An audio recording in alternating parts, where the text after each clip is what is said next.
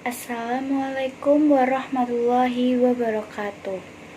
Saya Andika Saputri dengan NIM 210008034, Program Studi Pendidikan Biologi Universitas Ahmad Dahlan. Pembuatan video ini bertujuan untuk memenuhi tugas praktikum media pembelajaran.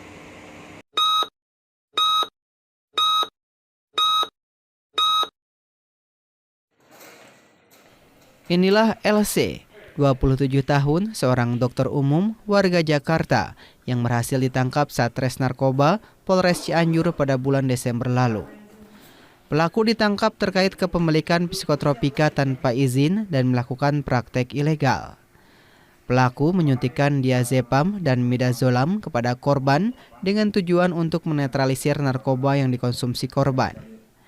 Hingga akhirnya korban meninggal setelah mendapatkan perawatan medis di RSUD Cimacan saat sedang berlibur di Cipanas Puncak. Kedatangan pelaku ke Cipanas Puncak berdasarkan permintaan korban. Bahkan pelaku mengaku sudah 4 kali melakukan praktek tersebut.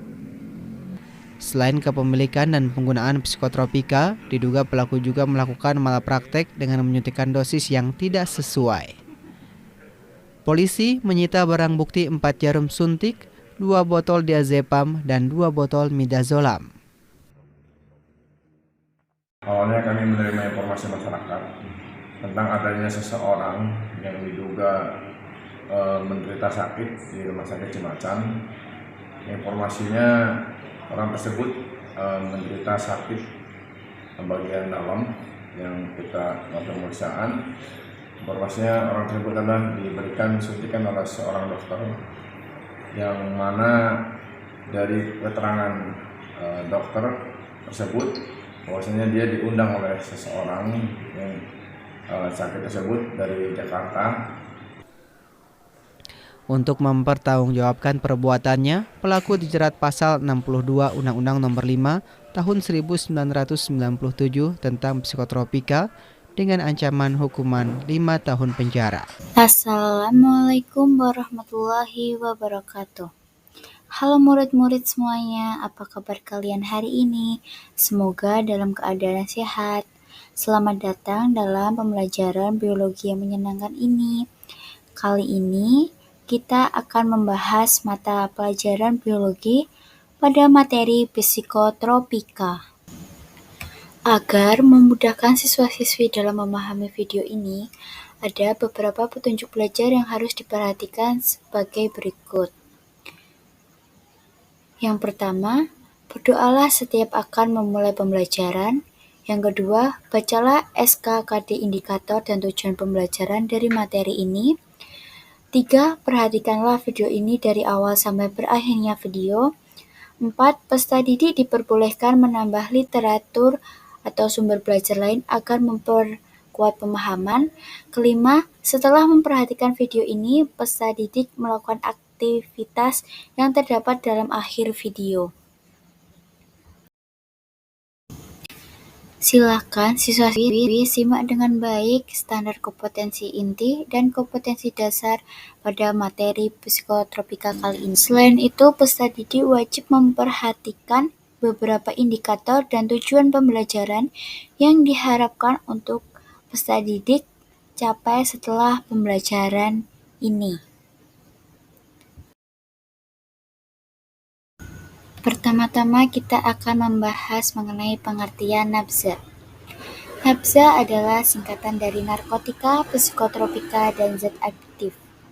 Nabza tersebut sama dengan narkoba, singkatan dari narkotika dan obat-obat terlarang lainnya. Jadi, nabza atau narkoba ini meliputi berbagai macam zat kimia atau obat alami ataupun sintetik atau buatan yang dimana jika digunakan akan menyebabkan ketergantungan dan merusak pikiran serta fisik tubuh pemakainya. Nabza yang bersifat alami artinya yang diekstrak langsung dari tumbuhan, contohnya seperti ganja yang berasal dari tumbuhan Cannabis sativa. Sementara itu, nabza sintetik atau buatan merupakan yang dibuat oleh manusia, contohnya seperti ekstasi atau sabu-sabu. Saat ini beredar obat penenang dan penghilang rasa sakit. Mekanisme kerja obat ini secara umum adalah mempengaruhi sistem syaraf. Ada obat yang menghilangkan rasa sakit, ada pula obat yang menimbulkan rasa menyenangkan atau menimbulkan halusinasi. Obat ini disebut zat psikoaktif yang berguna bagi ilmu kedokteran jiwa untuk mengobati penyakit intelektual dan syaraf. Istilah nafza terdiri atas narkotika, psikotropika, dan zat adiktif. Narkotika adalah zat atau obat yang berasal dari tanaman atau bukan tanaman, baik sintesis maupun semi-sintesis, yang dapat menyebabkan penurunan atau perubahan kesadaran, hilangnya rasa nyeri, dan dapat menimbulkan ketergantungan, yang dibedakan ke dalam golongan-golongan sebagaimana terlampir dalam Undang-Undang Nomor 35 Tahun 2009 tentang narkotika. Narkotika tersebut lebih mempengaruhi terhadap fisik pemakainya seperti hilang kesadaran atau rasa sakit. Contohnya kokain yang diekstrak dari tanaman koka dan opium yang diekstrak dari tanaman kopi. Psikotropika adalah zat atau obat bukan narkotika, baik alamiah maupun sintesis, yang bersifat psikoaktif yang artinya lebih ke mengganggu pikiran, mental, serta bisa merubah perilaku pada pemakainya. Psikotropika ini diatur dalam Undang-Undang Nomor 5 Tahun 2010, contohnya seperti sabu-sabu dan amfetamin. Zat adiktif adalah bahan atau zat yang selain narkotika dan psikotropika, tetapi masih dapat membuat ketergantungan pada produknya. Contohnya alkohol dan nikotin rokok. Jenis-jenis nafza. Berdasarkan efek yang dirasakan pemakai atau efek kerjanya, berdasarkan sebut nafza dapat dibagi menjadi 3 jenis, yaitu golongan stimulan, golongan depresan, dan golongan halusinogen. Golongan stimulan. Efek yang diberikan oleh nafza jenis stimulan ini adalah meningkatnya aktivitas tubuh secara tidak normal. Beberapa di antaranya dengan meningkatkan efek dari neurotransmitter dopamin sehingga otak terus terstimulan untuk beraktivitas. Contoh dari golongan stimulan yaitu kokain, sabu, amfetamin, nikotin, kafein, dan alkohol. 2.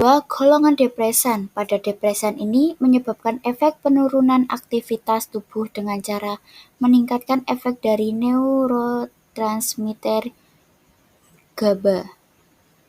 Contoh dari golongan depresan yaitu barbiturat, obat penenang, etil alkohol, anestetik, dan opiat, opium, morfin, heroin, kodein, dan metadon. Ketiga, golongan halusinogen. Efek yang ditimbulkan dari halusinogen yaitu menyebabkan halusinasi bagi pemakainya.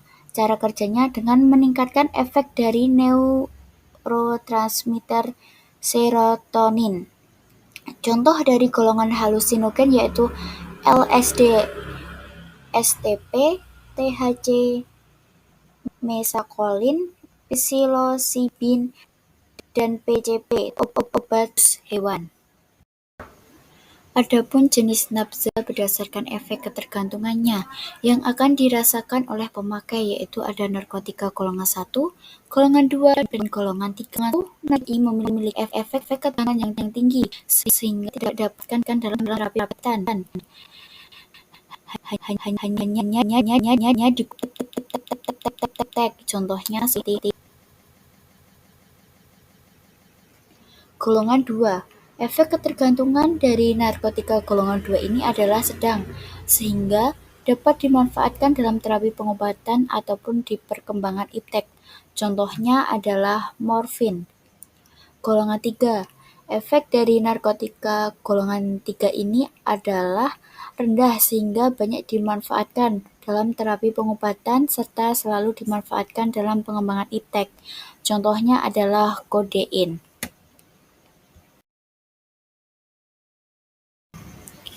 Jenis-jenis psikotropika terdiri atas golongan 1. Psikotropika jenis golongan 1 ini memiliki efek ketergantungan sangat tinggi, sehingga tidak dapat dimanfaatkan dalam terapi pengobatan dan tidak disarankan.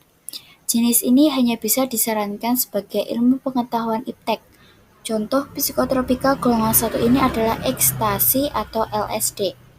Golongan 2. Efek ketergantungan dari psikotropika golongan 2 ini adalah tinggi, tetapi masih dapat digunakan dalam terapi pengobatan. Contohnya adalah amfetamin. Golongan ketiga memiliki efek ketergantungan yang sedang sehingga menggunakan dalam terapi. Contohnya adalah fenobarbital yang merupakan antikonvulsan turunan barbitul.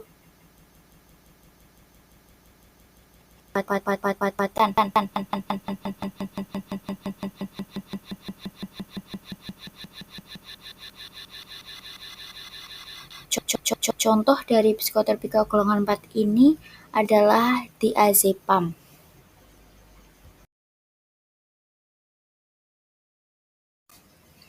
Dampak penyalahgunaan psikotropika. Yang pertama, gangguan fisik, fisioneurologik, gangguan pada pola tidur, gangguan pada makan, sehingga gangguan koordinasi gerak tubuh seperti tremor, memperlambat denyut nadi, jantung, dan paru-paru yang dapat mengakibatkan kematian. Hati-hati hepatitis B dan C yang melalui jarum suntik. Gangguan